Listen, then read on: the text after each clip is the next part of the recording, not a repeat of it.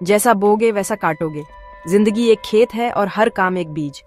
दया बोगे तो दोस्ती और सपोर्ट पाओगे, स्वार्थ बोगे तो अकेलापन काटोगे। हमारा कैरेक्टर बड़े कामों से नहीं बनता, बल्कि छोटे रोजमर्रा के फैसलों से बनता है। एक प्यारा शब्द, एक धैर्यवान कान, शेयर करने का एक सिंपल काम।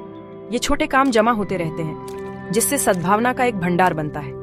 ब्रह्मांड एक शांत हिसाब रखता है, हमेशा अकाउंट्स को बैलेंस करता है। किसी भी कम्युनिटी में हमारे काम बाहर तक फैलते हैं, जिससे हर किसी पर असर पड़ता है।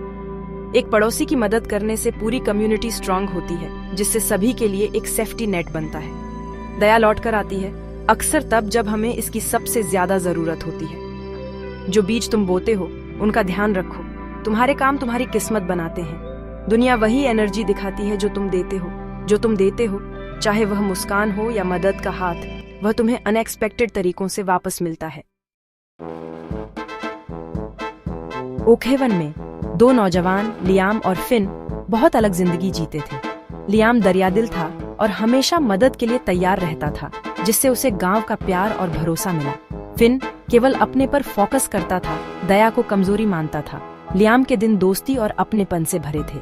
हालांकि उसके पास ज्यादा दौलत नहीं थी, फिन अपनी मटेरियल चीजों के बावजूद खुद को ज्यादा अकेला पाता था। गांव वाले लियाम का गर्मजोशी से स्वागत करते थे, लेकिन फिन से दूरी बनाए रखते थे, केवल अपना फायदा चाहने में। फिन ने ऐसी दीवारें बनाई जिसने उसे अकेला छोड़ दिया। जब एक तूफान ने लियाम की छत को तोड़ दिया तो वह बहुत परेशान था और समझ नहीं पा रहा था कि कहां जाए। लेकिन जो दया उसने सालों से दिखाई थी, वह उसे वापस मिली।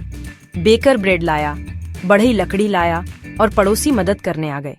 साथ मिलकर उन्होंने उसका घर ठीक किया, एक आपदा को कम्युनिटी के जश्न में बदल दिया। लियाम को एहसास हुआ कि उसकी असली दौलत उन रिश्तों में थी जिन्हें उसने पाला था। उसे जो मदद मिली वह चुकाना नहीं था, बल्कि उसने जो प्यार दिया था उसका एक नेचुरल रिटर्न था। उसके दया के छोटे कामों ने बाहर तक असर डाला था, अब सपोर्ट की लहर के रूप में वापस आ रहे थे। अपनी जरूरत के पल में उसने अपनी जिंदगी की असली बुनियाद खोजी। दया, जो उसने बोया था वह अब काट रहा था।